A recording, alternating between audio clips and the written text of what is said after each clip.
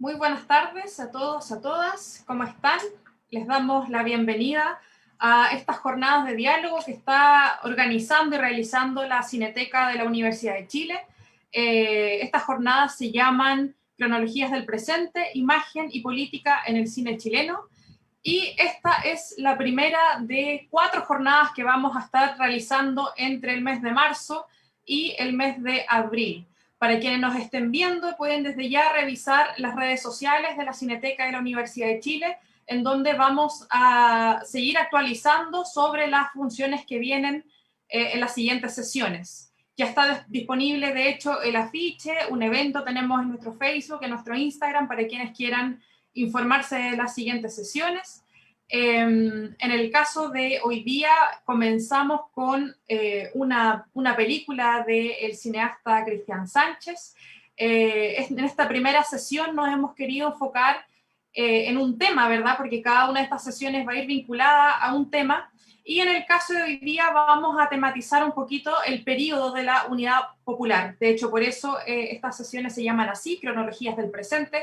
Vamos a través de ciertas películas, vamos a revisar distintos periodos de la historia de Chile y del cine realizado en esos momentos también.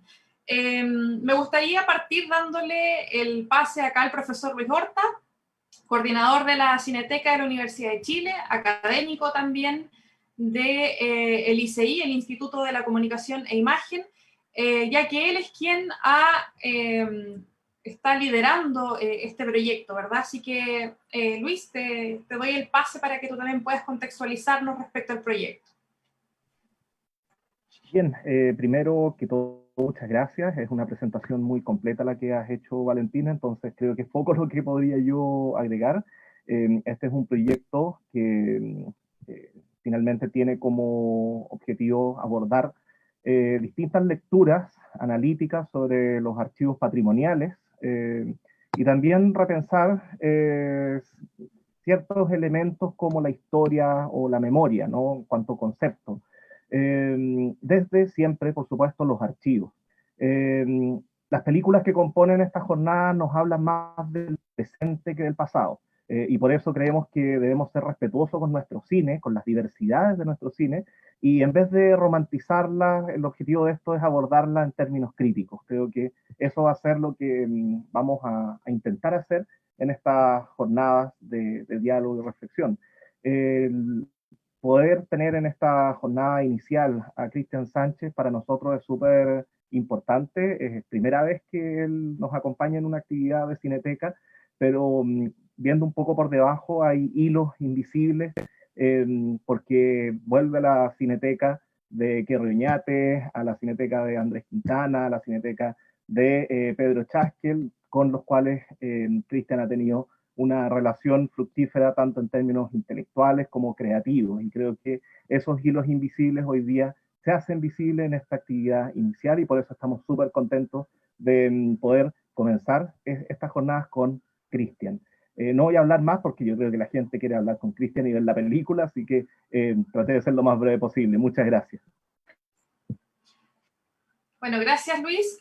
Vamos entonces ahora a ver la película, este cortometraje que realizó Cristian el año pasado, ¿verdad? El 2020, llamado Encargo para Chile, y luego vamos a tener una conversación con él. Así que desde ya les dejamos la invitación a quienes nos estén viendo a que puedan ir dejando sus comentarios, sus preguntas respecto a la película, también a las cosas que vamos a ir conversando después, porque obviamente, como siempre lo hacemos, vamos a dejar un tiempo para poder incorporar esas preguntas y esos comentarios de ustedes. Estamos en este momento saliendo por la transmisión del Facebook de la Cineteca de la Universidad de Chile y del ICI de la Universidad de Chile, así que vamos a estar revisando ambas plataformas para que ustedes puedan ahí comunicarse con nosotros.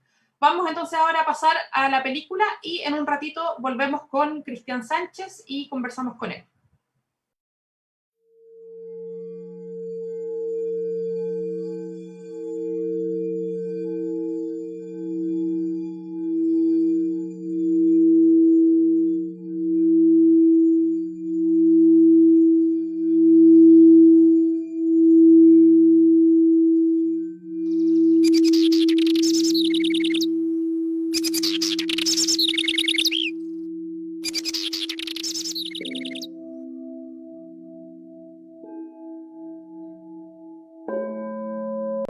Estoy yo, el que dice yo ahora, mirando hacia afuera de la ventana de mi casa. Pero el que mira hacia afuera es en verdad el mí aparecido en el tiempo.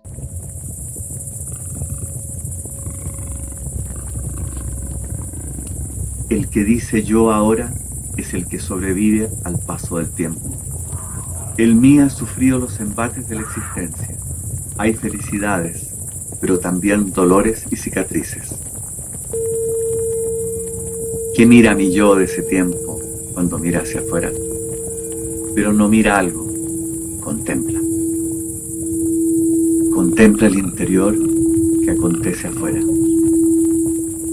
El yo de ahora contempla al mí de ese tiempo y recuerda.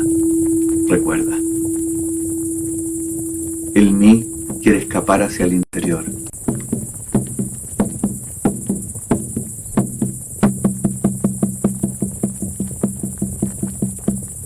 El mí de ese tiempo contempla la unidad. Contempla la unidad y quiere unirse a la unidad. Unirse, porque hay lo que está desunido y desea imperiosamente unirse. El yo recuerda al mí que contempla. El mí sigue contemplando. Y el yo que recuerda, también contempla. Una campanilla de bronce con la figura de un cartero antiguo, hallada por casualidad a los 9 años. Hundí mi mano en un chorro de agua que brotaba por la vereda. Una cañería rota. Mi mano se encontró con la campanilla. El cartero. Una carta. Una carta. La carta.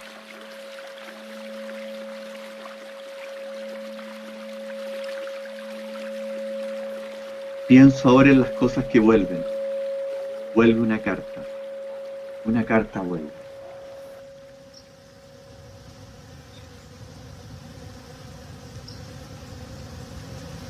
Una carta. Es un recado para Chile.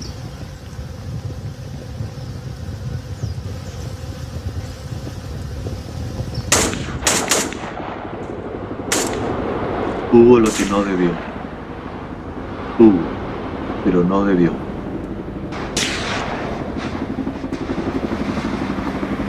Hubo un recado para Chile. Un recado hubo para Chile. Interrumpido. Truncado. Un recado muerto. Un recado sepultado. No. Los recados no mueren. Los recados no se sepultan.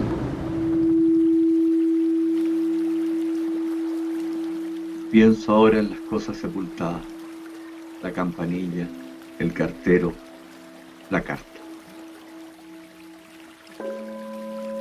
Pienso ahora en las cosas que vuelven. Vuelve una carta vuelve.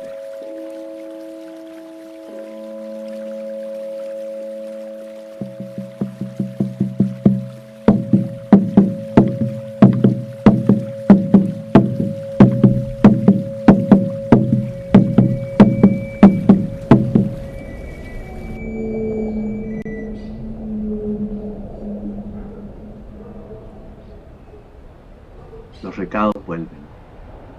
Pienso ahora en las cosas que vuelven. Pienso en el objeto secretamente guardado. Pienso en lo que sepulté. Hubo imanes, brújulas, piedritas, cajitas de latón, puntas de flechas, sepultadas como ofrendas.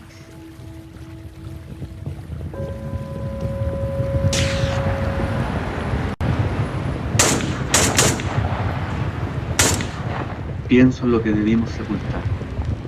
La campanilla, el cartero, la carta, el recado.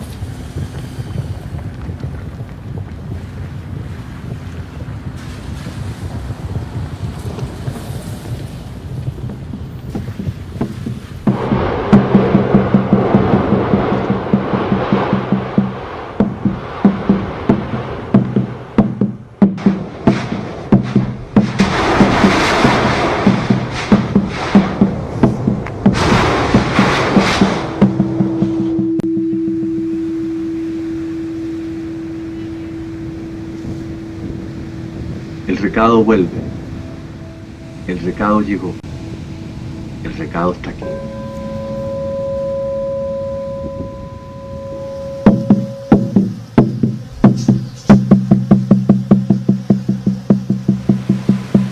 Ha llegado carta para Chile, que es la carta que llegó.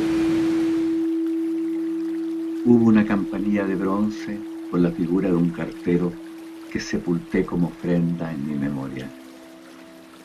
No, la memoria reconquistada es la ofrenda.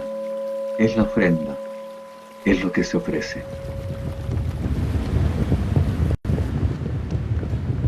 La memoria que se ofrece trae una carta.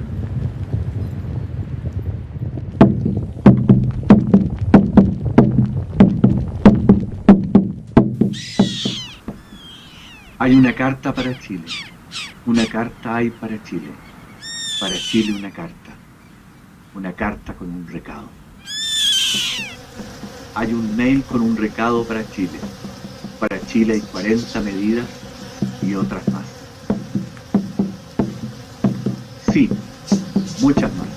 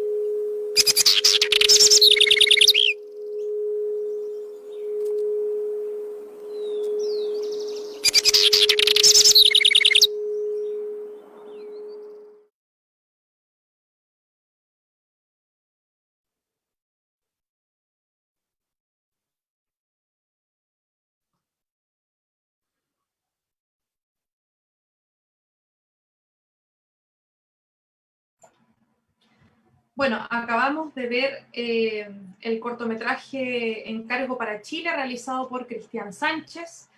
A todas las personas que nos están viendo y que se han sumado a la transmisión, les recordamos una vez más que pueden dejarnos sus comentarios, sus preguntas, sus apreciaciones sobre la película o sobre la conversación en los comentarios de esta transmisión, y luego los vamos a leer también y a sumar aquí a la conversación.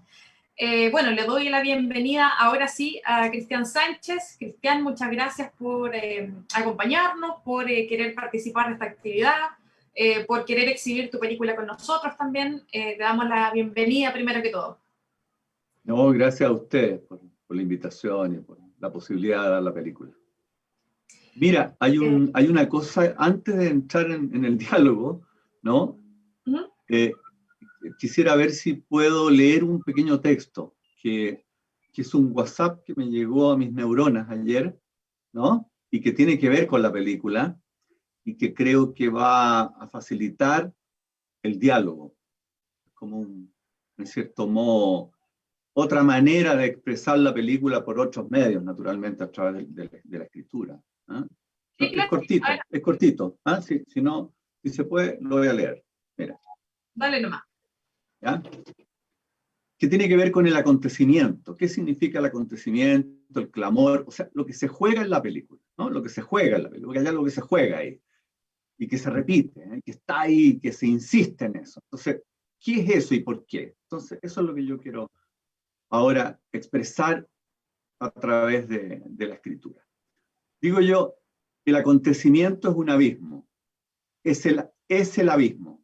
El acontecimiento es expresado absolutamente solo por la creación artística. En efecto, el acto creador es un abismarse, porque expresa el abismo como abertura esencial, como abertura del ser.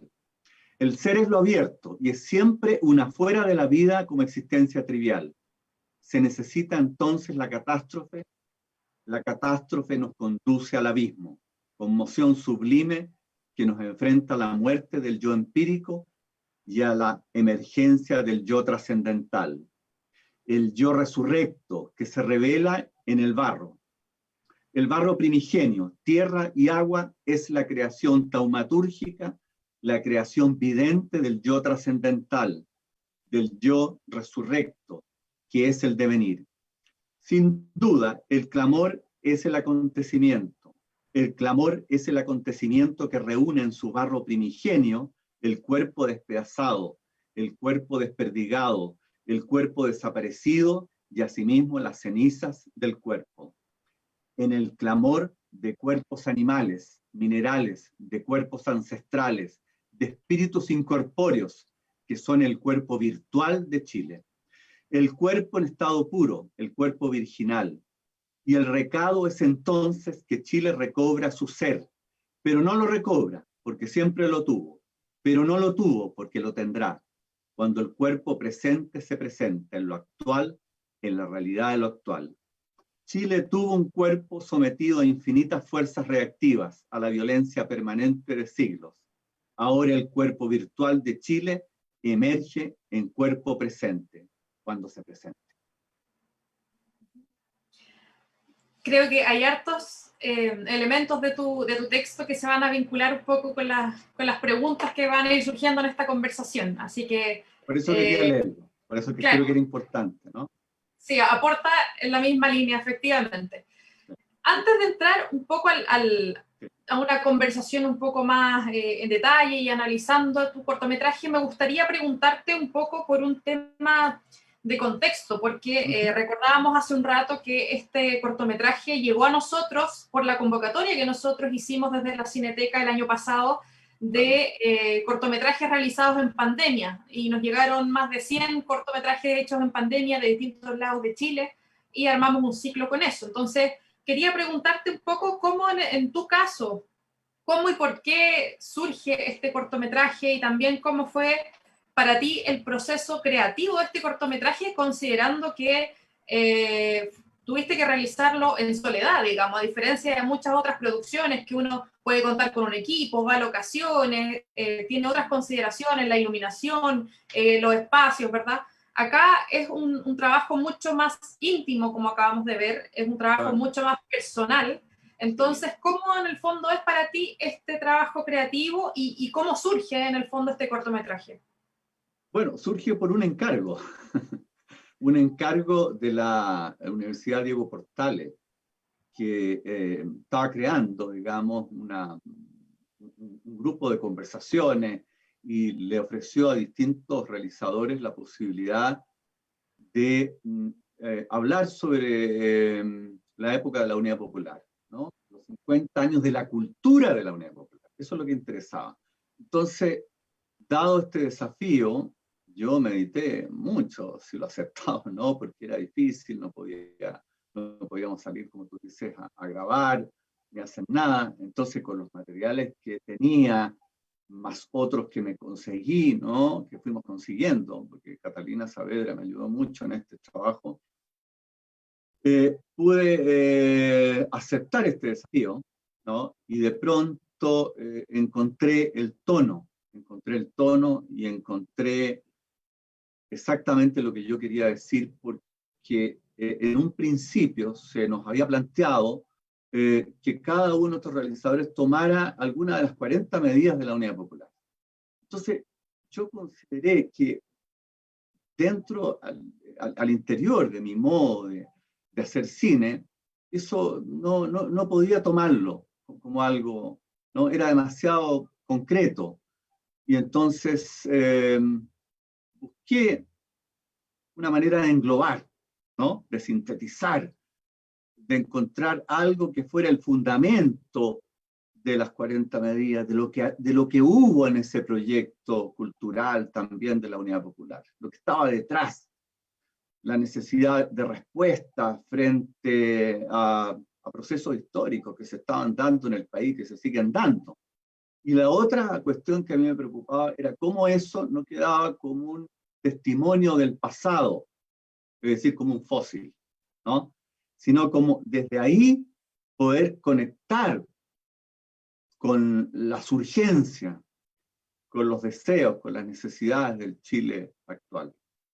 Entonces, por eso creo que el proceso creativo de la película fue encontrar la voz off, los textos de la voz off, que fueran de alguna manera conectando estas partes dispersas, este cuerpo despedazado, ¿no? Que eran los pedazos de película y que podía terminar perfectamente en un salpicón, ¿no? Le llamábamos el ajiaco, ¿no? El ajiaco, vamos, distintos restos de cosas para producir algo.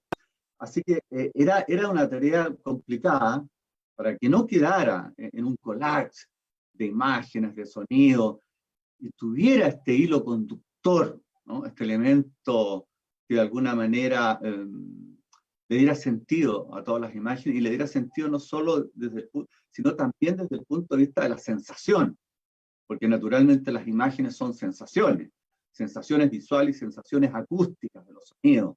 Entonces, ¿cómo correlacionar, ¿no? Todos estos materiales? Ese fue el gran desafío, y fue una película, bueno, evidentemente es una película de montaje, cosa que no es lo habitual en mi cine. Hay montaje, pero el montaje siempre está implícito, está incorporado en las imágenes, no se nota porque son planos largos. Hay montaje de reencuadres, de movimientos de cámara, de distintos encuadres al interior de un plano, y de distintos sonidos también que se encabalgan. O sea, un trabajo que yo había hecho y que tenía que ver con el trabajo de las películas anteriores que se están dando los festivales ahora, que es Date una vuelta en el aire y La promesa del retorno. Así que este trabajo está vinculado a esas películas también.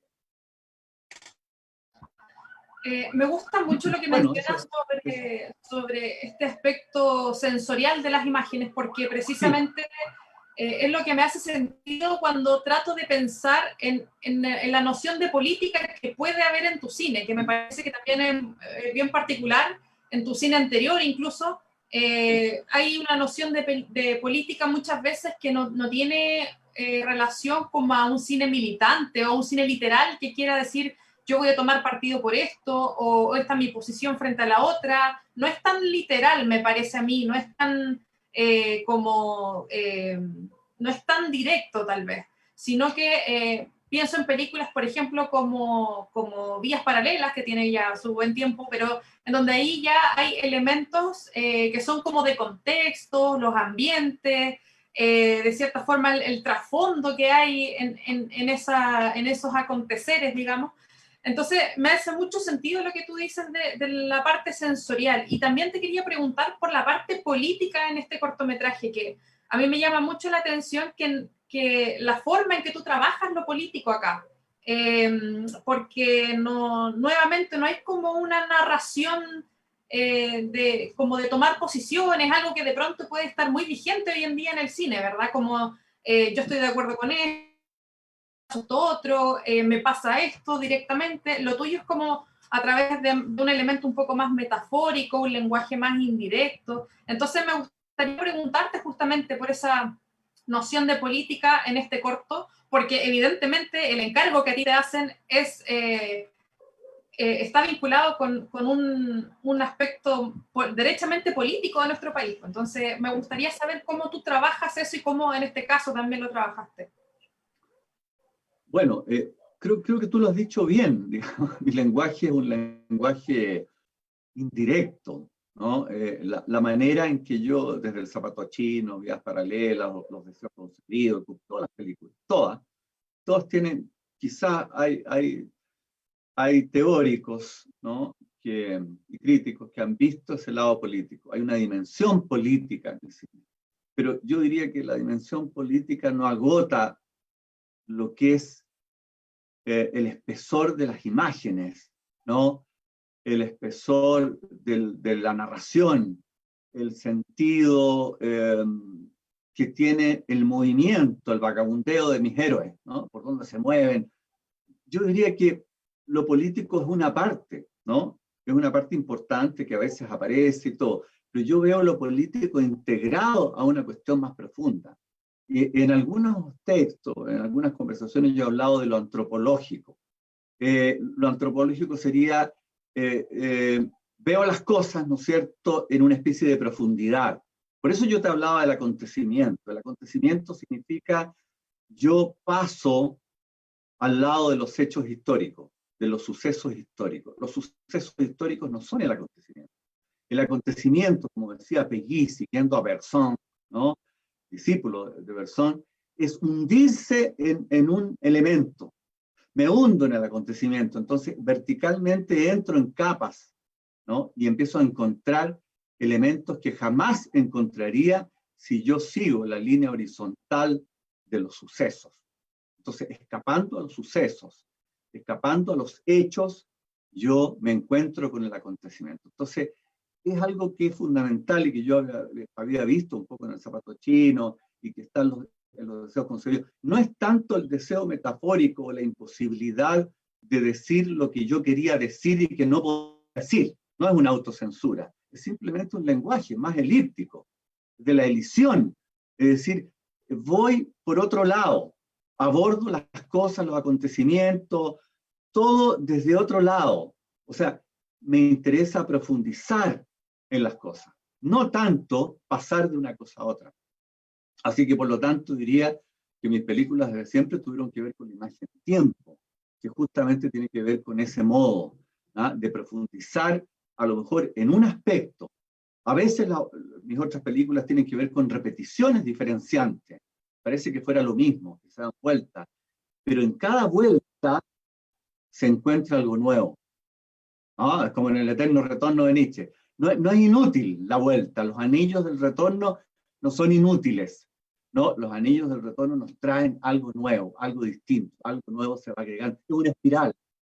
Entonces, en esta película también, si tú te fijas en mi voz off, en todo, en los sonidos que entran, que salen, que vuelven a aparecer, hay un ritornelo, de lo que Deleuze llamaba el ritornelo, ¿ah?, por diferenciación como estructura musical, es decir, es una ronda, vamos rondando. Y para mí la noción de rondar los acontecimientos de las cosas es muy importante. No entrar directamente en los acontecimientos, ¿no? Que sería lo político. Lo político sería yo digo lo que son las cosas. Yo lo digo. Y entonces mi voz autorizada, y entonces habrá espectadores que dicen, sí, estoy de acuerdo. Entonces, para mí, no estoy hablando contra el cine político. Digo, desde mi punto de vista, eso es redundancia, ¿ya? Porque ya los espectadores saben exactamente, están de acuerdo con el emisor, ¿no? No hay nada nuevo que se haga, salvo la constatación de hechos o de información, que también estaría en el terreno de la redundancia, ¿no? Pero el arte escapa a la redundancia, el arte escapa a la información y a la comunicación incluso. El arte es ponerse en una posición de suspensión de la comunicación. Suspendimos la comunicación para expresar cosas que no se podrían expresar a través de la comunicación. ¿Ya? Así que esta película es coherente, es consistente con todas las otras cosas que yo estoy haciendo, que he hecho antes, y como te digo, esas otras películas se han visto menos, las últimas, La promesa del retorno, y ahora, bueno, ahora se van a dar de nuevo, porque fueron aceptadas en la competencia, aprovecho para hacer el aviso, en la competencia americana del Bafisi. Van las dos películas a la competencia. Cosa, no sé, no se da mucho que dos películas de un autor, y además estoy de jurado de la competencia internacional, así que estoy muy contento por esas dos cosas que acaban de... Yo las sabía, pero no comunicarlas, también pedí una comunicatoria porque era oficial mi día. Perfecto. Aprovechamos.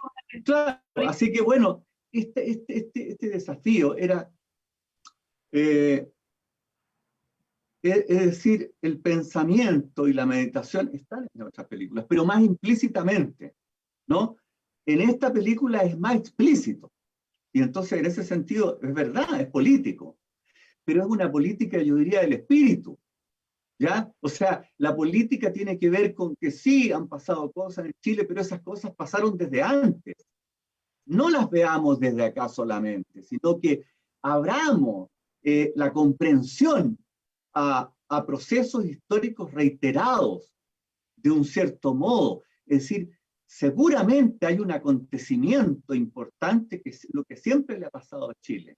Chile estaba destinado a ese acontecimiento terrible, catastrófico, a lo mejor. Era necesario. Eso es lo que yo veo, ¿ya? Y en eso yo incluyo todas las fuerzas. Las fuerzas animales, son fuerzas, ¿no? La fuerza de los insectos, los animales. Incluyo las fuerzas telúricas, porque está la lava. ¿Ya? Está la lava en esta película. No se nota de repente, pero aparece. Están los rugidos de los pumas. O sea, está todo lo que a mí me hace sentido como, no tanto como sentido como significado. No. Huyo del significado porque sería contradictorio con lo que dije antes. No, es la sensación, es lo que te les llamaba la lógica de la sensación a propósito, ¿no es cierto?, de Bacon, de la pintura. Son bloques, ¿no? Aquí hay un bloque de perceptos y afectos. No vamos a explicar eso ahora, porque no quiero aburrir a la gente, pero son los afectos y los perceptos que están ahí, ¿no? Que están pugnando por aparecer, pero por conectarse entre sí, porque son un magma. Es decir, son un acontecimiento que es un clamor. El clamor no es solamente humano, no es solamente lo que nos pasa a nosotros, no, es la tierra, es el territorio. Yo creo que los poetas entienden muy bien eso. Los poetas son capaces de captar eso, todos los poetas, ¿no? Esa es la grandeza de la poesía, que logra vincular cosas que no vinculamos el resto de los mortales. Decimos, pero ¿cómo? Nosotros tendemos, por nuestra cultura occidental, ¿no es cierto?, a poner a cegar las cosas, ¿no es cierto?, a ponerlas a comprenderlas de acuerdo a categorías. Pero el poeta y el creador se saltan las categorías, combinan las categorías, hacen otras conexiones que son anómalas, insólitas, ¿no es cierto? Entonces, eso es lo que importa en la creación. No actuar sino como creador, ¿no? Como taumaturgo, como vidente, como lo que quiera ser uno, o lo que a uno le llega. Lo que le llega a uno, y a mí me llegan estas cosas, me han llegado los devenires animales desde el zapato chino, desde los deseos concebidos, del cumplimiento del deseo, los relinchos de caballo, el mono, en fin, los gallos, me llegan. Entonces yo no los veo ajenos a... Entonces la visión es una visión que podríamos decir, sin pretensión, ontológica, es ontológica. Es decir, son capas ontológicas. Veo el Chile ontológico. Entonces, no puedo separarlo. No puedo decir, está este aspecto. Cuando dicen el aspecto, claro, es un aspecto. Si lo veo racionalmente, es un aspecto, pero está fundido. Entonces, respondo, es una política del espíritu, ¿no? Una política del espíritu y del cuerpo. O sea, eso no significa que no haya cuerpo. Hay cuerpo, porque si no hay cuerpo, no hay espíritu. El espíritu nace del cuerpo, sale del cuerpo, es el alma, es una extensión, es el cuerpo por otros medios, diríamos, ¿no? El cuerpo por otros medios. Cuando ya el cuerpo ya no puede más, cuando el cuerpo se derrumba, cuando el cuerpo se destruye, pero está el espíritu. Entonces, ¿cómo filmas tú el espíritu? ¿No? ¿Cómo filmas el espíritu? ¿Cómo filmas eso que no se puede aprender de otro modo? Es lo mío, es mi voz, es mi manera, ¿ya? Claro. Eso es. En este sentido, creo que cobran importancia dos cosas, también dos elementos. Por una parte, tú lo mencionaste un poco, que es el diseño sonoro, bueno, en todas tus películas, pero acá también el diseño sonoro en un cortometraje de menos de 10 minutos es bastante decidor, y también es muy notable el rol que juega incluso cuando tú estás permanentemente en esta voz en off, pero no necesariamente dices lo que el diseño sonoro por sí mismo dice. Es como dos maneras de decir distintas. O sea, una cosa es tu narración, ¿verdad? Lo que tú vas narrando, pero algo muy distinto y muy singular es lo que también aporta el diseño sonoro en el cortometraje. Y bueno, y el otro elemento que también me llama mucho la atención de este cortometraje es que, nuevamente, volviendo al tema de la unidad popular, es algo que nosotros habitualmente vincularíamos con las masas. Sin embargo, esto también es algo muy, muy personal, bueno, en parte sabemos que estamos en un contexto de pandemia cuando lo realizaste, pero también no deja de ser interesante que una película, además llamada Encargo para Chile, uno se podría, digamos, a distancia imaginar que tiene que ver con algo más de las masas o de un movimiento popular, así como muy, muy graficado visualmente. Sin embargo, eso no pasa, al contrario, partes con una cosa muy autobiográfica también, la fotografía tuya, la interpretación de lo que tú ves, de lo que miras, lo que contemplas a través de esa ventana. Entonces es como un ejercicio súper interesante en ese aspecto también, de decir cómo cuento esto a través de mí, no a través de una historia como oficial o objetiva, digamos, sino recurriendo a algo mucho más interno tuyo, me da la impresión. Te contesto lo último primero. Bueno, es que yo creo que hay que ser sincero siempre, ¿no? Yo creo que una de las cosas importantes es ser directo y sincero en el arte. O sea, ¿qué es lo que uno puede aportar? ¿Qué es lo que uno es? Yo no puedo impostar algo que no soy. Entonces, por eso yo parto, no me quedo en la evocación personal, a través de la ventana, lo que la ventana ve hacia afuera, ¿no? Digamos, en el fondo es eso. Y están los dos yo.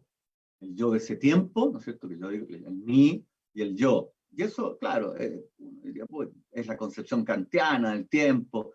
Está bien, sí, perfecto. Pero a través de eso, ¿no es cierto? Yo intento, a través de esos dos yo, ¿no? Ver cómo esos dos yo han contemplado, participando también, pero sobre todo contemplando. Es el acto de contemplación, porque el acto de contemplación es un acto de creación, ¿no? En los neoplatónicos, por ejemplo, la noción de contemplación es importantísima. La contemplación es creación. Así que yo evito, como tú lo has dicho muy bien, o sea, yo aunque hubiera podido grabar, filmar o reunir otros materiales, yo deseché todas esas cosas que tienen que ver con la presencia de las masas. No porque no crean las masas, ni crean en el movimiento popular, no, porque yo quería ver las cosas desde este otro lado, porque es mi lado. Entonces yo no me iba a desperfilar, sino seguir ese hilo que tiene que ver solamente desde ese yo trascendido, ese yo que escucha los clamores, que participa de esos clamores, que pone oídos finos a los ruidos animales, a la lava, que ve otras cosas que no ven otros quizás, ¿no? Esa visión, esa evidencia va a constituir un modo en que yo me voy a ligar con los acontecimientos. A lo mejor, y soy sincero, a lo mejor ese ha sido el modo en que yo lo he hecho siempre, en la existencia, en todas las cosas. Es como si no estuviera directamente en las cosas, como si no participara, como si participara y me diera participar. De lo que usted les diría, pero es que eso es la imagen cristal. Es el cristal, yo estoy en el cristal y me veo a mí mismo actuar, y me veo a mí mismo. Entonces yo me he visto a mí mismo, y me he visto en el interior de los acontecimientos, pero sobre todo mirando los acontecimientos. Es como si alguien tuviera que verlo. Tengo que ser cronista de esto, cronista del paso de estos 50 años o más, ¿no?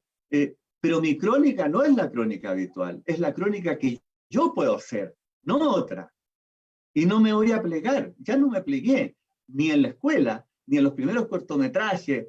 Si tú ves, qué sé yo, así hablaba Astorquiza, todas mis películas de alguna manera son revulsivas y representan un modo distinto. Antes de conocer a Ruiz, Ruiz fue un mentor en el sentido de decir, me autoriza, Ruiz me autoriza a hacer un cine de desacato. Yo desacato al cine latinoamericano. Lo desacato y lo sigo desacatando. Desacato al cine chileno como idea de identidad. No, creo que hoy día la diversidad del cine chileno es enorme, es grande, y el desacato viene por todos lados. Hoy día yo no soy nadie. Hay muchos que están en ese desacato, que dicen, y es lo que yo me planteaba en la época, es decir, si está el neorrealismo italiano, si yo veo esas películas extraordinarias que no son propiamente italianas, que pueden ser hechas en otros lados también, si yo veo a la Nouvelle Vague, está Godard, está Romer, que empiezan a influir, está Rivet, y el cine que sigue después, el cinema no brasileño, que para mí fue muy importante, Glauber Rocha fue muy importante, ¿ya? Y Joaquín Pedro Andrade, y todos ellos, ¿no? Entonces, cuando tú empiezas a absorber, y tú dices, bueno, ¿por qué yo tengo que quedarme en una ínsula? ¿Por qué yo tengo que expresar y moverme en ciertas coordenadas estrechas que me están indicando que yo tengo que tener? No, no acepto eso. No acepto esas ataduras, porque veo que Buñuel no las aceptó, y Buñuel se fue a México, y dentro del melodrama mexicano hizo cosas extraordinariamente subversivas, y rompe el género, y después pasa, y igual va incorporando su lenguaje de lo indiscernible entre real y irreal. ¿Por qué yo no puedo hacer eso? Yo dije, no, yo quiero, cuando vi El Ángel Exterminador, yo dije, no, yo no voy a hacer cosas que vayan en un sentido distinto al Ángel Exterminador. Me da lo mismo que digan políticamente incorrecto, no corresponde. Yo voy a tener mi visión, ¿ya? Hay que ser fuerte, me defendí, me oculté durante mucho tiempo porque voy a ser blanco de muchas críticas y de no tener recursos, o sea, no tener recursos, ser postergado en los recursos porque es distinto, raro, no sé qué, se cree mucho, es teórico, lo que fuera.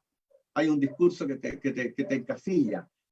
Pero de a poco fui tomando fuerza y viendo que mis películas sí tenían sentido y que el zapato chino gusta y es querida. Mis películas son afectivas. Eso es lo que yo veo con la gente. Mis películas son tremendamente afectivas. Son imagen-afección, diría, ¿no? Los deseos concebidos son películas que la gente quiere. Y como las quiere ver. Y a veces las ve más veces, ¿no? Las ven. Entonces, hay un lenguaje afectivo, hay un lenguaje en que yo llego a un cierto público, ¿no? Habrá otro público que no le gusta. Está bien, en todos lados, en todas partes ocurre eso con todas las artes. Pero mis películas van, y nadie creo que puede negar eso, que van construyendo una imagen de Chile, que es otra imagen, ¿ya? Que es una imagen distinta que la que han construido otros autores. Entonces, yo he persistido, he sido obstinado, porque soy muy obstinado, ¿no? He persistido en esa consecución de cada vez ir profundizando de acuerdo a mis posibilidades, de acuerdo a lo que yo soy, ¿no es cierto?, en esta imagen, porque lo que me interesa es Chile. Me interesa el territorio de Chile con todo lo que conlleva. Y por algo hice una película que se llama Cautiverio Feliz, el año 97, que está hablada el 90% mapudungún, ¿no? Una película que revela cosas importantísimas para mí, y creo que sí, así lo es, de la cultura reche. Reche, se llamaban antes los mapuches antiguos, se llamaban reche, hombres de verdad o de palabra. Entonces, hay una cosa con los sonidos, con los ritos, con todo, hay un intento de reconstrucción de detalles. Entonces, no es solamente la visión oficial desde Santiago, desde una clase social, ¿ya? Porque eso es lo que a veces nos ocurre. Estamos parapetados en el sesgo de nuestras limitaciones como yo empírico, ¿no es cierto?, que de alguna manera tiene cierta experiencia y concibe la experiencia del otro, de los otros estratos sociales, de otros mundos, de lejos o por convenciones, ¿no? Muchas veces convenciones erróneas. Y yo no quise hacer eso, yo quise hacer un cine popular. Mi cine pretende ser un cine popular en la medida en que yo no pongo al sujeto burgués por encima de todo, o mi sensibilidad burguesa por encima de todo. No, la pongo por debajo. Yo quiero ver las cosas donde ocurren, ¿no? Como diría Bersón, las cosas, yo quiero ver el espacio donde ocurren las cosas en el espacio. Yo no digo, con antelación, esto lo voy a mirar de este modo. porque tengo un punto de vista. Yo no tengo un punto de vista. El punto de vista de las cosas es el que me interesa. El punto de vista de un exboxeador, ¿no es cierto?, que en el otro round, el punto de vista de los reches, los mapuches del siglo XVII, el punto de vista de un escolar que es perseguido, ¿no?, ya, que en los deseos concebidos, el punto de vista de Manuela, que se separa, que tiene crisis, que va a buscar otro modelo de existir como mujer, ¿no?, o en La promesa al retorno, una niña que no puede ir a los museos, la última película, porque tiene el síndrome de Stendhal, o sea, pero es estudiante de arte, y no puede ir a los museos, y de pronto logra vencer eso y encuentra en los museos vida. Cuando creíamos que había pura muerte, encuentra vida, y encuentra que hay algo vital y que la intervención de ellos ha sido extraordinaria porque ha permitido que esa vida que estaba ahí en potencia, ¿no?, resurja, se haga actual. Entonces, eso es lo que me interesa. Me interesa no asumir el punto, y por eso que es imposible que yo pueda tener un punto de vista político que yo le diga a la gente, mire, vea las cosas así, esto es lo que hay que hacer, o lo que hay que decir, o esto es lo políticamente correcto. Yo no sé, cada uno sabe, como diría, cada uno sabe dónde le aprieta el zapato, y yo no me voy a meter en el zapato de los demás, ¿no? Ya estoy metido en un zapato chino, que fue mi zapato chino, y en mis películas, pero no me voy a meter en las cabezas de los demás. Hay que dejar que la gente piense y sienta. Entonces creo que hay una cosa, no sé si es muy chilena, latinoamericana, pero de coacción, de coacción. Entonces yo veo una especie de coacción interior, una coacción implícita en el discurso político. Por eso que creo que no es, para mí no es bueno. No estoy diciendo que no sea bueno en sí. Por favor, entiéndanlo bien, en lo absoluto. Relativamente, para mí, no es bueno. Claro. Sí. Bueno, eso es parte de lo que tú dices, finalmente, de ser honesto con lo que uno quiere hacer también y de las formas que uno siente que puede expresar eso. Claro. Hay una parte, Cristian, de tu cortometraje que me llamó mucho la atención, que es más bien al comienzo, ¿verdad? Cuando todavía estamos viendo tu fotografía. Y tú hablas de la unidad. Voy a leer esa partecita. Dice, el mí de ese tiempo contempla la unidad y quiere unirse a la unidad, porque hay lo que está desunido y desea imperiosamente unirse. Claro. A mí eso me llama muchísimo la atención, un poco respecto a esto que estamos hablando, ¿verdad? De si podemos pensar en esa dualidad de nosotros como individuos versus una unidad, una masa, una cosa un poco más total con la cual nos podemos vincular. Me llamó mucho la atención esa parte y la verdad es que te quería preguntar un poco por eso, porque no sé si eso responde como a una forma de sentirte tú personalmente frente a un proceso político de antes o ahora más actual, porque también están ahí las imágenes de octubre de 2019 acá en Chile. Entonces, claro, me llama mucho la atención esa parte y me gustaría preguntarte por eso. Bueno, es lo que yo decía en el texto que leí, ¿te acuerdas? Lo desunido, o sea, el cuerpo fragmentado de Chile. Yo diría que la imagen que a mí siempre me entusiasmó como mito, el mito egipcio, el mito de Osiris, de Isis y Osiris, ¿no? El cuerpo despedazado de Osiris. Entonces yo percibía ya en esa época de adolescente una especie de desunión que no era una desunión solamente de las circunstancias sociales del país o históricas, veía una desunión más profunda, fracturas más profundas, y la sigo viendo esa fractura, la sentía antes, la sentía muy fuertemente, entonces por eso digo lo que está, yo separo dos cuerpos, lo que dije en el texto. Uno es el cuerpo virtual, en el lenguaje de Berzón estaría lo virtual es como lo potencial, ¿no? El tiempo, por ejemplo, el tiempo en estado puro es del orden de lo virtual o potencial, pero la imagen recuerdo, yo tomo algo de esas capas virtuales y traigo ese recuerdo, entonces eso es lo actual.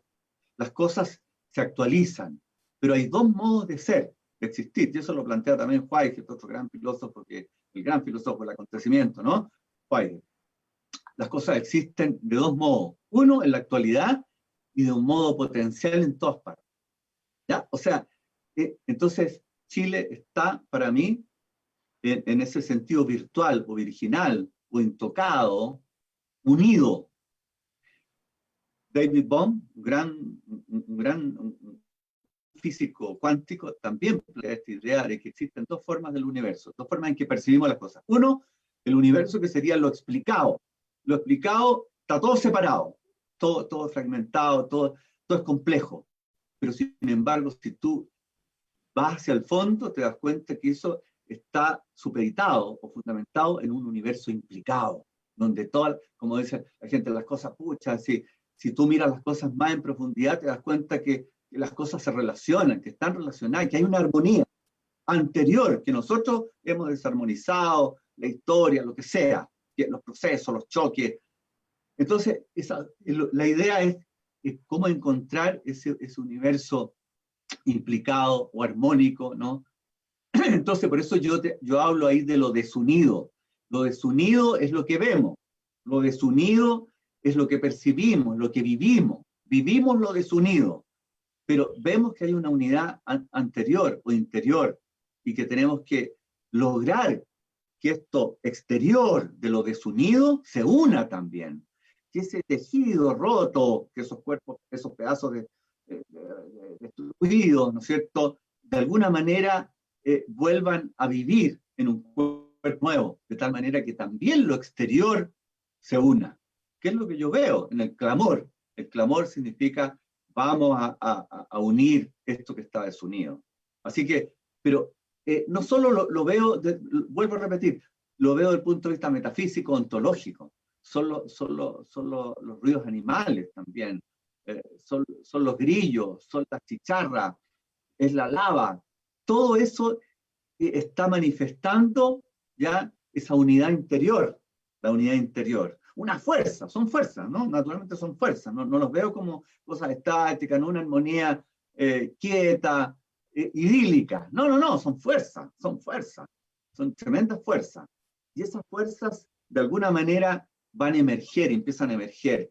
Y veo que en el exterior, que en la vida cotidiana, trivial, está desunido todo. Entonces, por eso yo hablo de que ya veía eso desunido, y eso no unido se acentúa con las catástrofes. ¿Cuál es la catástrofe?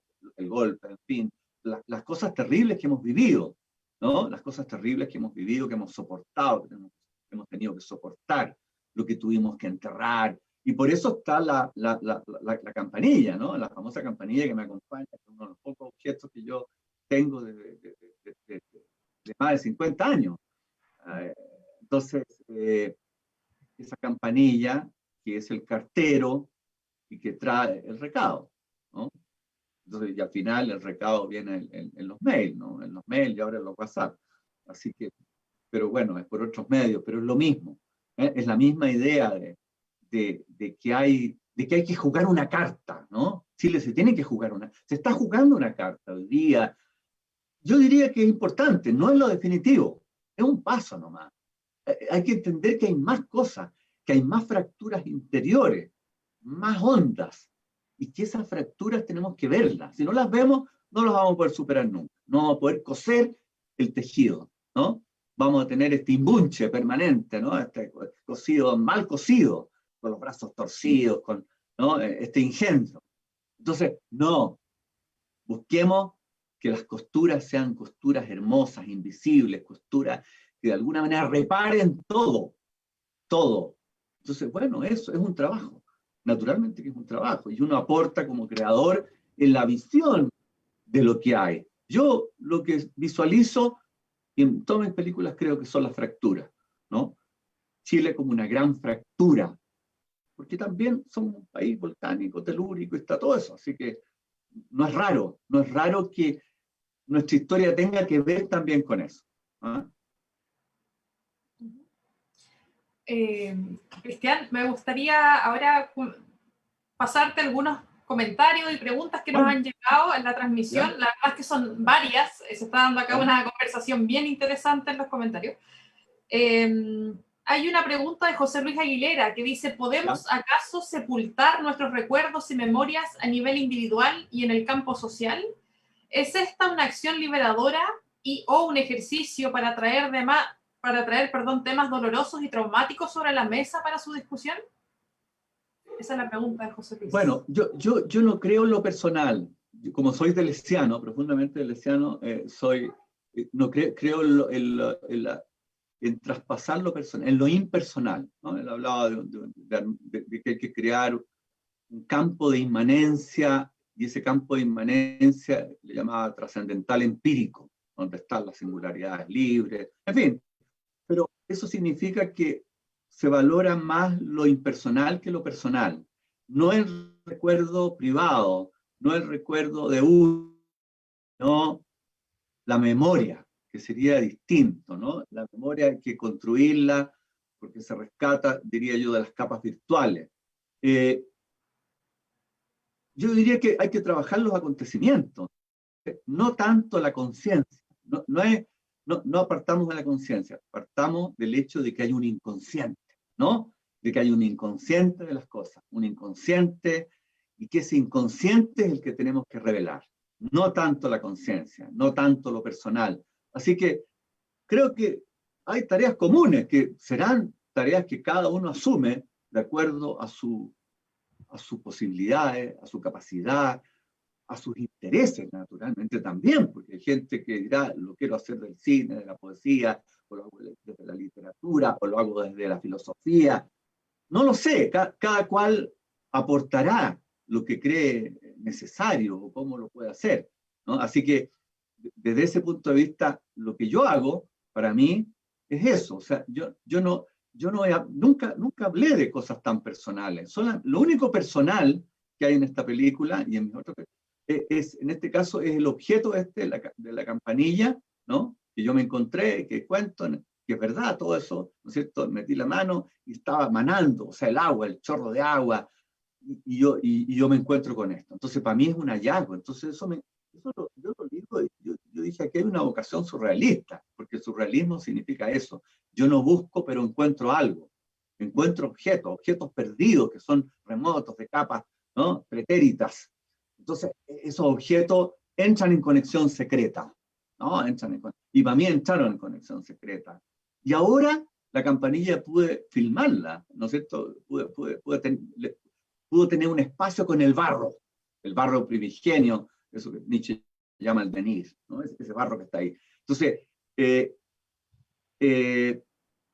lo que puedo decir es eso, que la memoria, si existe, más bien no existe como memoria en sí, sino que es una conquista. Yo creo que es un trabajo, es una elaboración. Traemos del tiempo virtual ya instantes, pero ojalá lo que traigamos es algo que nos permita construir acontecimientos,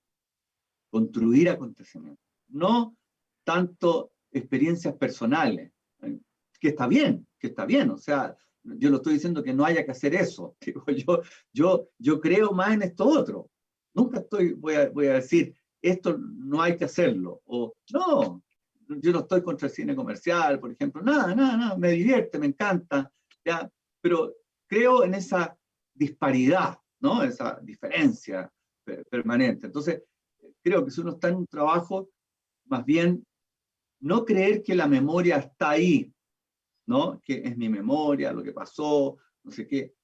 No, quizá tratar de evocar lo inevocable o traer de aquello que ocurrió algo que no se sabe, lo no sabido, lo no comprendido de las cosas. Yo diría que por ahí va, ¿no? Y eso sería. Eso para mí me resulta interesante, me resulta una tarea de investigación, ¿no? Investigación en el tiempo, ¿no? En el tiempo, porque nosotros existimos en el tiempo, y no el tiempo en nosotros. Los cerebros y todos los yo están en el tiempo, pero el tiempo está ahí, el tiempo no se ha perdido. El tiempo guarda todo, está todo en el tiempo. Lo que pasa es que no podemos entrar desde nuestro limitado yo en todas las capas temporales y traer todo lo que quisiéramos, pero el tiempo está ahí disponible, para que nosotros, porque nada del tiempo se ha perdido, como nada del espacio se ha perdido.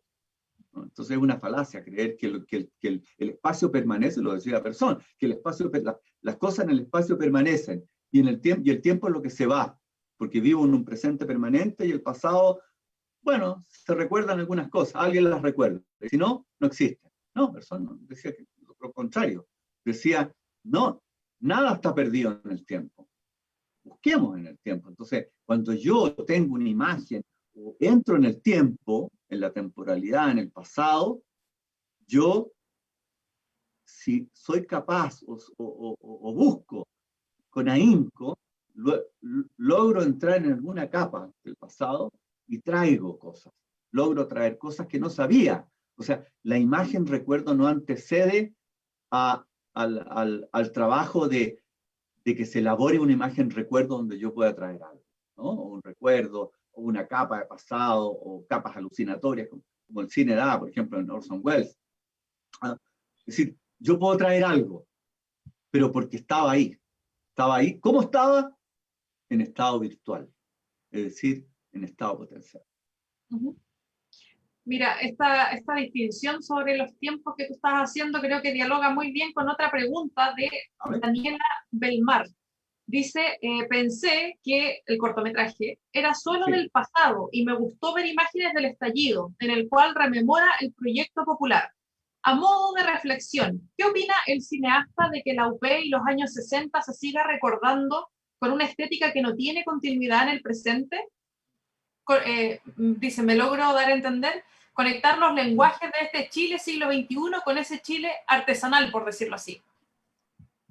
Bueno, respondo. Yo creo que la película mía responde eso. O sea, es lo que yo intenté hacer.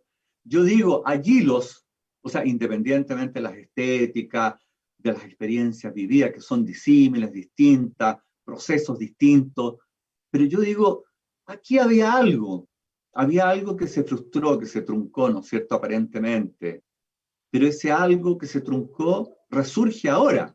Creo que sin eso anterior, lo de ahora no podría existir. No podría existir. O sea, creo que es porque asistimos, porque tuvimos que vivir en carne propia y tuvimos que sufrir el proceso de la dictadura, todos esos años terribles y oscuros, ¿no?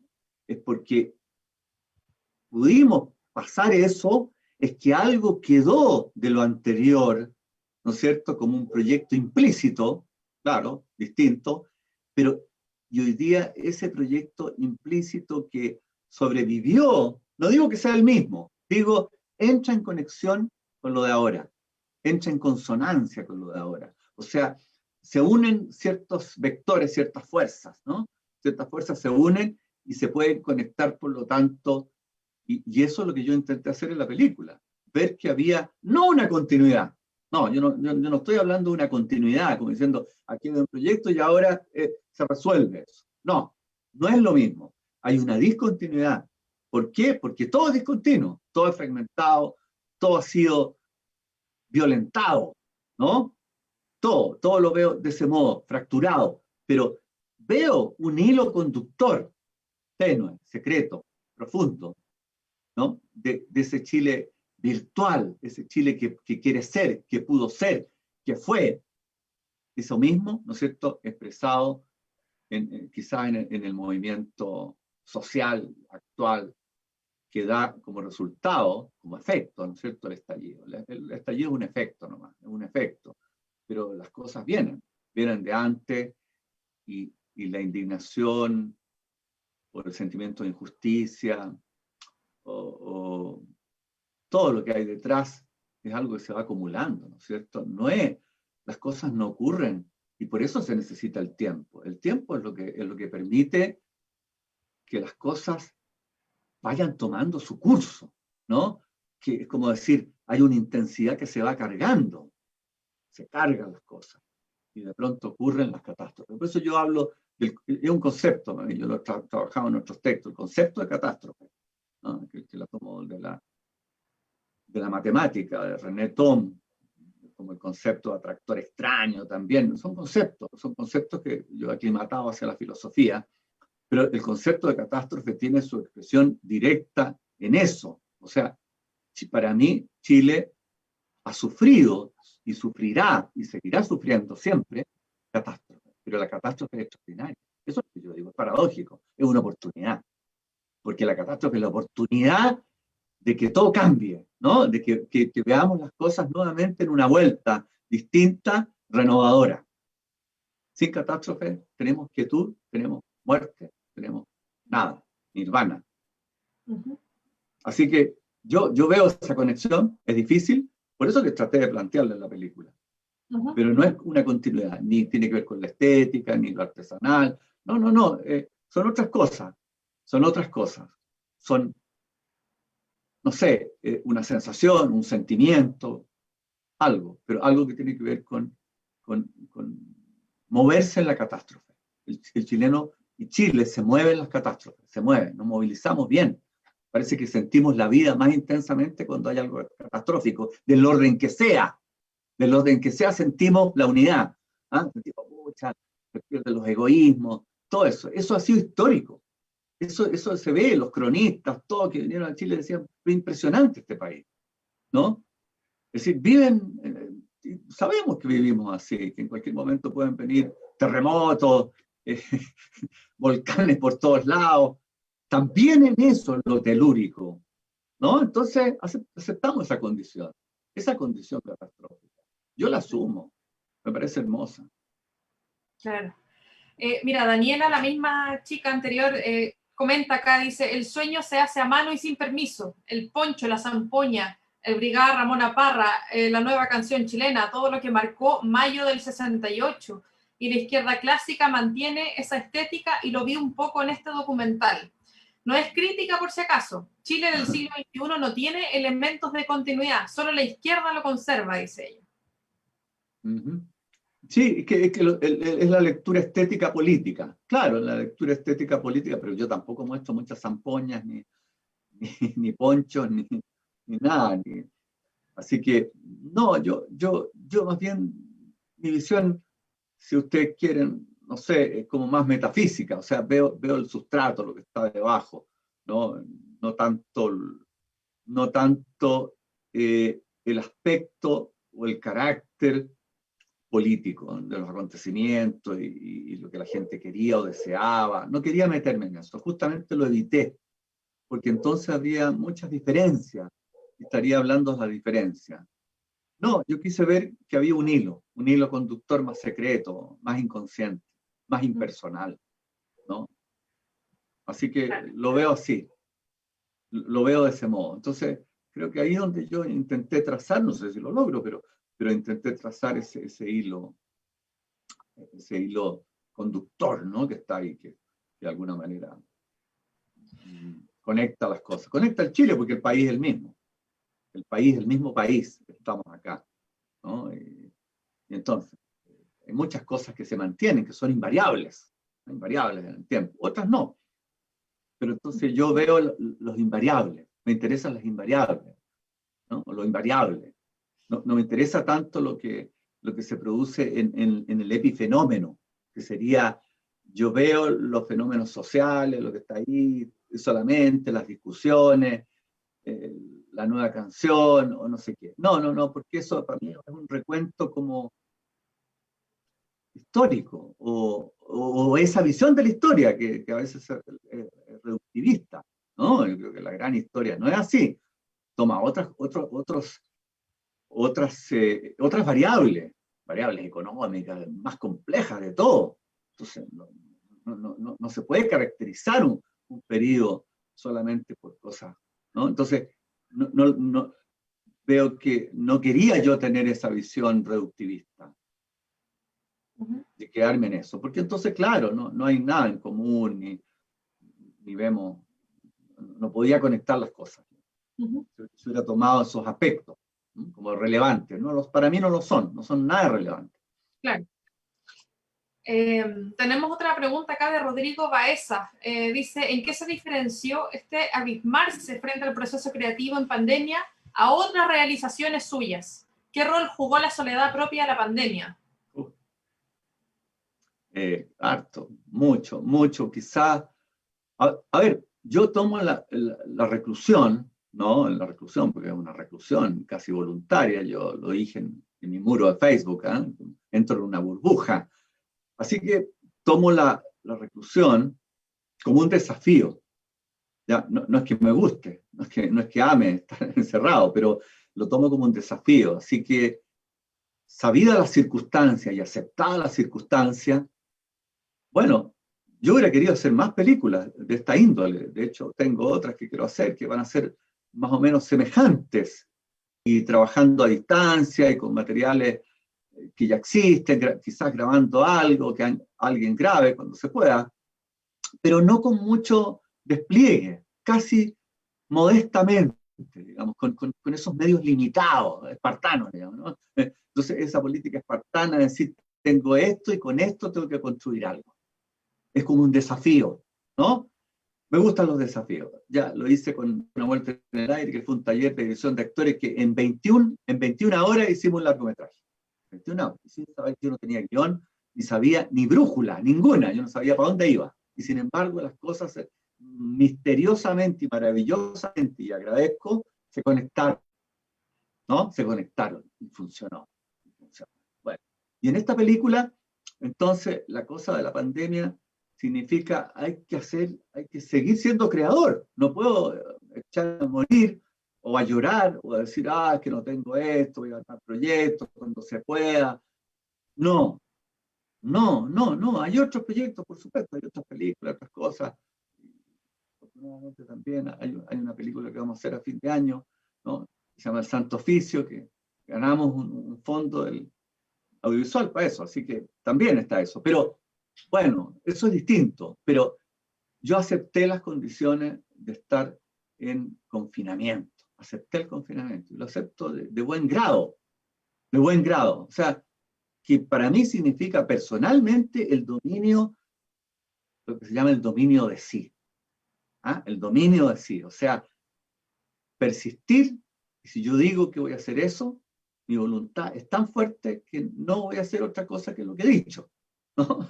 Soy así. Entonces, para mí era una prueba. Imagínate, todo el tiempo que llevamos todos.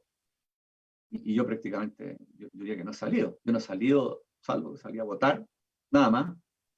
Y desde mayo pasado, yo no he salido. Y bueno, todo el mundo quiere salir, uno ve, la gente va a la playa, esto, los restaurantes. Entonces, pero vemos las consecuencias. Entonces yo mido las consecuencias, yo sabía las consecuencias, ¿no? Porque además me interesa mucho la biología. Mi primera gran pasión fue la biología. Yo, ahora feliz hubiera estudiado biología. Después era la literatura, porque mis padres, la literatura, escritores, entonces era imposible escapar de eso, y la literatura y el cine unido, entonces, y escribo también, así que las dos cosas siguen estando, pero esa pasión secreta que está ahí, es la biología, así que yo, de alguna manera, por instinto biológico, no sé, de estudiar biología, sabía que esto iba a ser difícil de erradicar y que no iba a ser fácil, y que por lo tanto uno tenía que prepararse. Y también como creador, y en este caso tuve la oportunidad de hacer esta película maravillosa para mí, una maravillosa oportunidad. Entonces, fue fantástico, pero aceptaba las condiciones totalmente, de algo que era así, que no podía ser de otro modo, ¿no? Cuando uno dice, bueno, esto es lo que tengo, y con esto tengo que hacer algo, lo hago nomás, lo hago. Y veremos si resulta, si es bueno, si es malo, si a la gente le gusta o no, no lo sabía. Pudo haber sido un desastre. Yo pensé de pronto, esto no sé a dónde va. Pero fue para un punto, y creo que ese punto se insiste en la película, y eso es lo que me gusta, que llega algo, ¿no? Claro. Bueno, a propósito de eso, le aprovechamos de contar a las personas que nos estén viendo que este cortometraje de Cristian se va a sumar a nuestra plataforma Cineteca Virtual de la Universidad de Chile.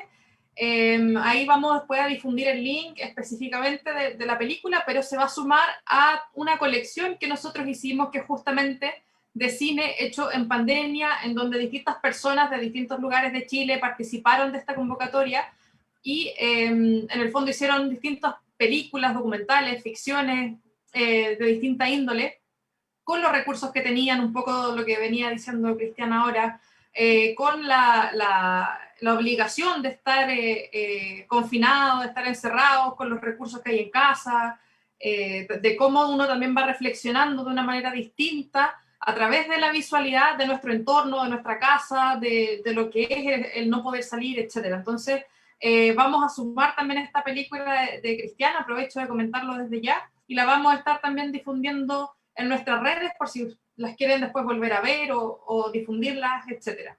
Me gustaría leer uno de los últimos comentarios. La verdad es que acá se ha armado como una conversación bastante extensa entre los participantes acá.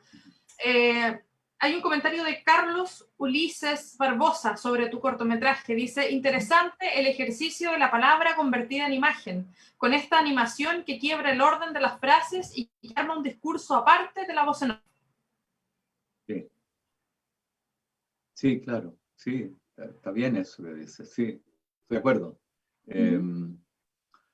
Hay un desfase, digámoslo así, ¿no es cierto?, entre la banda sonora, las cosas, o las imágenes y lo que yo voy diciendo. A veces la voz off dice cosas que vemos, a veces adelanta cosas que vamos a ver, o habla de cosas que ya vimos, ¿no? Entonces ese juego me gusta mucho, está buscado, y bueno, tiene que ver con cómo,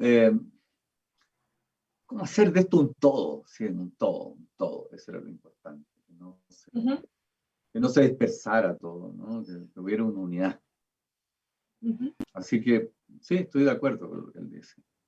Ese juego, hay un juego ahí, hay un juego de consonancias, ¿no? De ecos, de repeticiones, de frases, con cambios de imágenes. Así que, bueno, es por ahí donde traté de crear una forma de meditación, no sé lo que es, digamos, lo que no es una ficción tampoco, pero es una película meditación, una película meditación. Sí, me gustaría antes de hacerte una pregunta que tiene que ver con cómo nosotros planificamos y proyectamos estas jornadas de diálogo. Yo comentaba al inicio que, claro, cada una de las películas que vamos a ir exhibiendo y de los temas se van enmarcando de cierta forma en un periodo histórico de nuestro país en particular. En este caso vimos el periodo de la Unidad Popular, una aproximación muy particular a través de tu cortometraje. El próximo jueves vamos a hablar también del exilio, con una película de Raúl Ruiz justamente.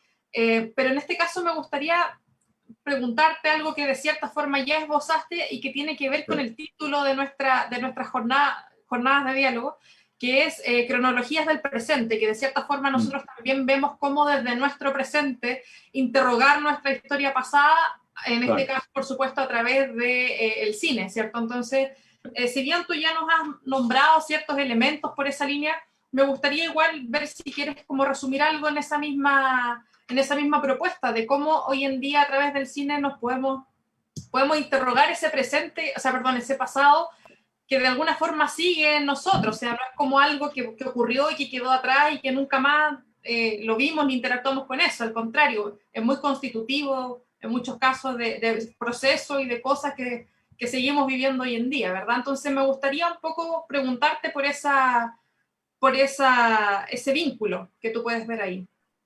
Yo veo un vínculo muy fuerte, muy importante, digamos, desde el presente, desde lo actual, poder entrar en el pasado y traer, vuelvo a insistir, en eso nuevo que está en el pasado. Es decir, el pasado no es lo concluso. El pasado tiene capas. El pasado, no todo el pasado ha sido visto, entendido, sentido. Entonces, lo que podemos hacer como realizadores es encontrar esos nuevos elementos que están en el pasado y que desde el presente sí tienen sentido, ¿no? Tienen sentido ahora. Quizás no lo tuvieron años atrás. ¿Por qué no? Porque interrogamos las cosas desde lo que nos toca ahora, desde lo que nos importa ahora. No que estemos distorsionando el pasado y traigamos cosas que no existen para adecuarlas al presente. ¿no? Que sería falso. No, tomamos cosas desde el presente que nos acucian, que nos interesan, que nos importan, y desde ahí interrogamos el pasado, lo interrogamos, o sea, buscamos afanosamente en esas capas de pasado, a ver qué hay, qué cosas estaban, qué cosas no se desarrollaron, qué cosas quedaron latentes en el pasado, qué cosas son importantes hoy día. Y esas piedras preciosas que están ahí, esos fragmentos preciosos, los traemos y los ponemos en escena, los ponemos en imagen o en sonido. Yo creo que para mí esa es la tarea que yo hago y quiero hacer, ¿no? Voy a seguir haciendo. Pero creo que otros también pueden hacerlo en ese sentido. Creo que eso es necesario, ¿no? Es necesario, esa visión. Es decir, el pasado no es el fósil, lo concluso y lo muerto, y el presente lo vivo. ¿Ya? La vida está en el presente y lo demás se terminó y se acabó, y las cosas fueron así, de ese modo. No está cerrado. El pasado también es lo abierto. El pasado también está abierto, tanto como el presente que tenemos. Y quizás más abierto que el presente. Nos va a arrojar luces hacia el presente. Bueno, aprovecho de agradecer también a las personas que colaboraron conmigo en esta película. Fue un trabajo solitario, pero no tan solitario.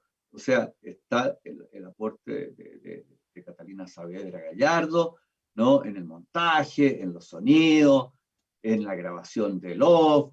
Fue muy importante. Y también el trabajo de la mezcla de sonido de Leonardo Céspedes. Yo le comentaba fuera de cámara a Luis Horta, que está trabajando con la Cineteca, ¿no? Restaurando cosas de sonido, y que hizo un trabajo muy bueno ahí en la mezcla. Y consideraba que esto era una locura, me decía, o sea, porque decía, esto es un popurrí de cuestiones, me decía el salpicón que hiciste. Pero bueno, el salpicón, le dije, es así nomás, ¿qué le vamos a hacer? Tenemos que, no, pero hay que meter todos estos sonidos. Entonces, bueno, él lo dosificó, gran maestro del sonido. Así que los dos, y está el trabajo de Catalina Saavedra, que es del magíster de la Universidad de Chile, de vuestra universidad. Así que, ¿no? Ella es arquitecta de la USACH. Sí.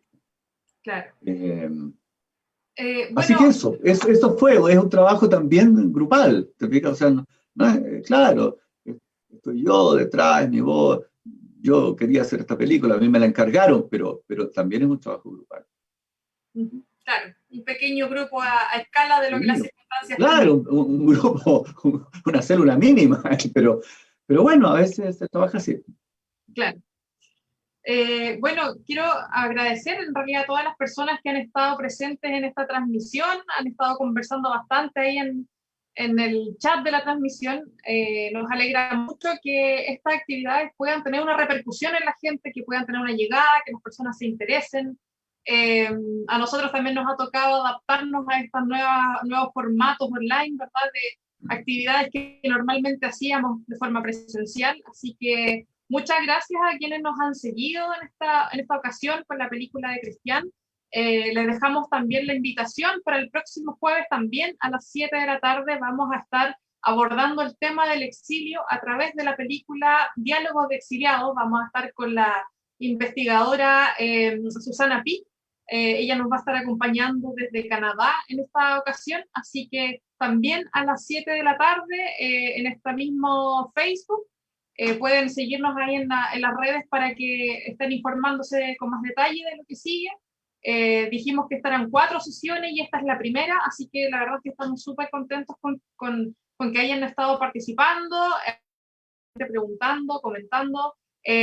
Cristian, también te quiero dar las gracias por haber querido exhibir tu película con nosotros, por también pasarla aquí a disposición de nuestro archivo online y por supuesto que hayas querido también ser parte de este ciclo, estas jornadas, inaugurando esta jornada, conversando con nosotros sobre tu película. Creo que es importante mantener estos diálogos justamente y poder de cierta forma discutir ciertos temas, abrir la cabeza para la gente también que está haciendo película, o incluso aunque no lo estén haciendo películas, pero siempre es nutritivo que estemos conversando y poder no cerrar estos espacios a pesar de las dificultades del contexto de hoy en día, ¿cierto? Así que te quiero también agradecer a nombre de la Cineteca que hayas podido estar con nosotros hoy día.